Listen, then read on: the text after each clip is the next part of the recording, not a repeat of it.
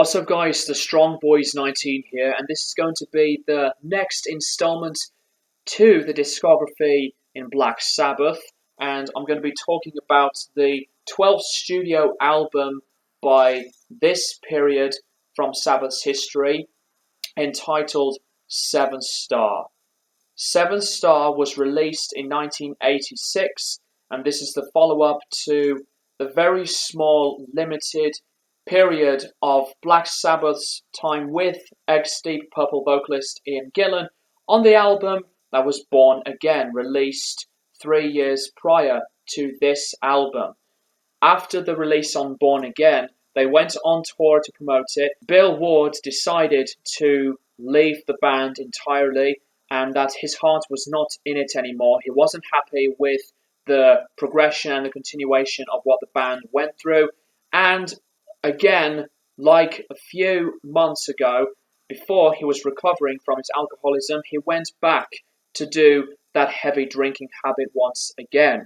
And they replaced him with the drummer from Electric Light Orchestra to continue and complete the tours.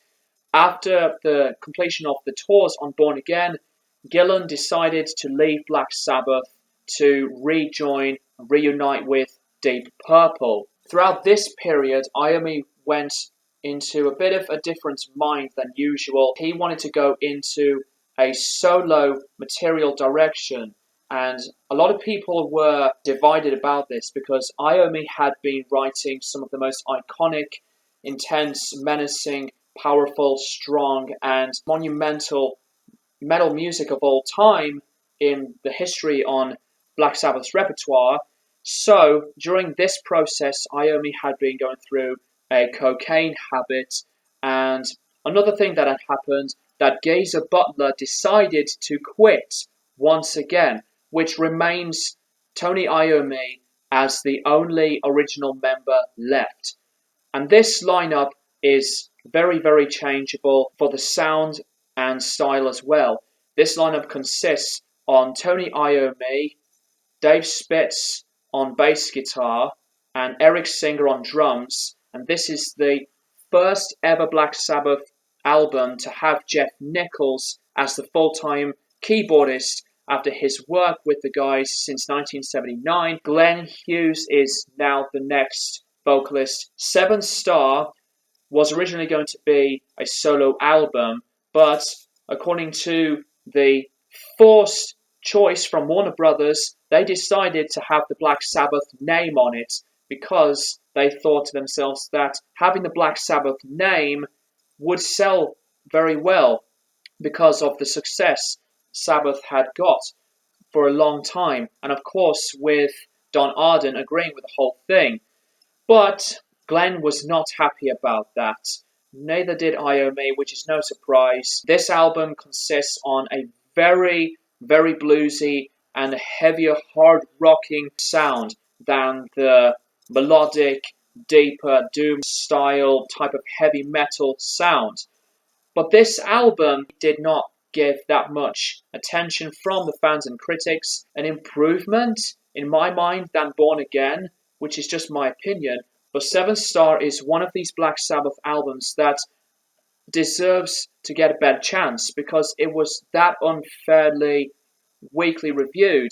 But I think there are some very, very good stuff on here. There's a lot of hard rock on this album, as I said, especially on the opening track of In for the Kill. Loud attacking snare drums to start the track off, and then the whole band goes into it straight away.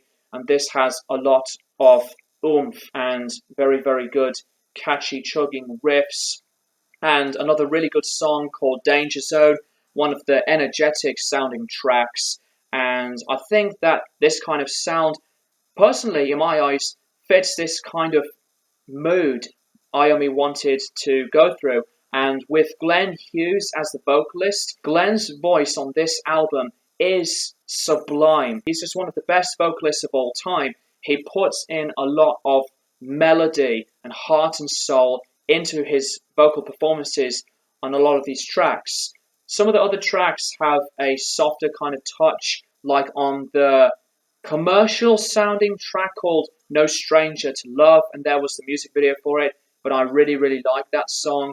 And speaking of softer tracks, we hear the title track 7 Star, which comes in after Sphinx, which is like a keyboard ambient droney introduction from Jeff's keyboards. 7 Star is a song that I do enjoy. Very, very good vocal performances and a nice flow. The only bluesy orienting song of the album is Heart Like a Wheel, and this track has some of the most insane and craziest amounts of fast-paced soloing that Iommi had ever done, with Glenn's great vocals into it, and the whole package of these solos, it just connects. Brilliant track from here on out. Unfortunately, some of the moments I have with 7 Star I find weak and a bit forgettable, but quite generic at the same time.